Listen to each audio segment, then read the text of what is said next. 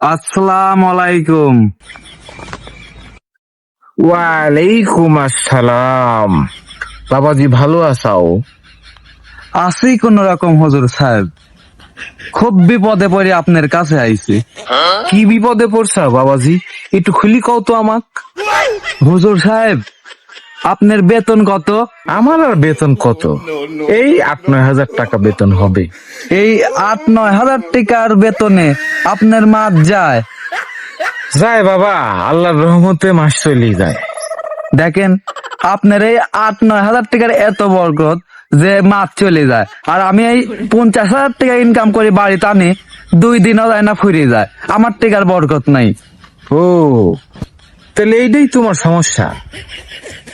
তোমার সমস্যার একটা সমাধান আছে আমার কাছে। হুজুর সাহেব, দয়া করে এখন আমাকে সমাধানটা দেন। দেখো বাবা, তোমার ওই 50,000 টাকার তো বরকত নাই, মাস যায় না। আমার 8-9 হাজার টাকা দিয়ে মাস চলে যায়। তোমার 50,000 টাকা আমার কাছে দাও, আমার এই বরকত 8-9 হাজার টাকা তুমি লাও।